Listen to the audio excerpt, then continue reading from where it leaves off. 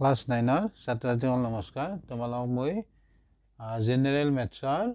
তোমালোকৰ এনুৱেল এক্সামত আহিব পৰা কিছুমান দৰকাৰী এমসিকিউ বুজাই দি আহিছো আজি আৰু মই তোমালোকক বুজাই দিম তেছোৱা এই কোৱেশ্চনটো এটা চতুৰ্ভুজৰ কোণ কেইটা 4:5:7:8 অনুপাতত আছে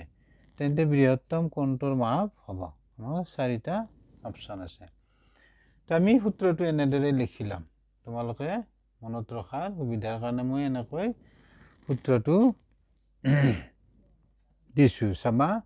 বৃহত্তম কোণটো সমান অনুপাতত থকা বৃহত্তম সংখ্যা আমাক যে অনুপাতটো এইটো অনুপাতটো দিয়া আছে চোৱা এই অনুপাতটোত থকা বৃহত্তম সংখ্যাটো হ'ব 8 আমি এইটোক ওপৰত লিখিম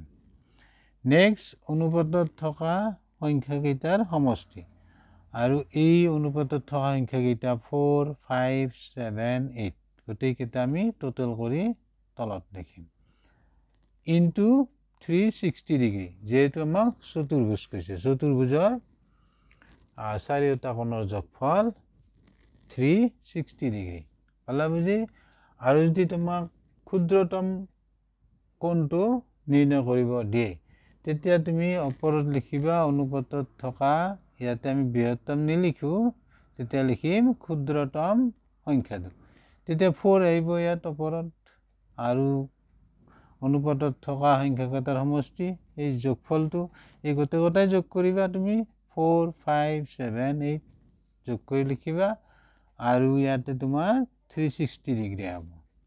হলা বুজি খালি তোমাৰ চেঞ্জ হ'ব এটো ক্ষুদ্ৰতম কোণটো হ'ব আৰু ইয়াত অনুপাতত থকা আমি ইয়াতে লিখিম ক্ষুদ্ৰতম সংখ্যা হলা বুজি ইয়াতে আমাক কৈছে বৃহত্তম কোণটোৰ মাপ এতিয়া চোৱা তে অনুপাতত থকা বৃহত্তম সংখ্যা কি আছে 8 লিখিলা অনুপাতত থকা সংখ্যা কেইটাৰ সমষ্টি 4 5 7 8 into 360 ডিগ্ৰী তেছোৱা অনুপাতত থকা সংখ্যা কেইটাৰ সমষ্টি 4 plus 5 plus 7 plus 8 তেতিয়া টোটাল কৰা এটো 8 হ'ব এটো তোমাৰ 12 আৰু এটো 12 24 into 360 ডিগ্ৰী তেতিয়া কাটিবা 8 ৰে 8ক 1 8 ৰে 24ক 3 3 ৰে কাটিবা ইয়াক 1 2 0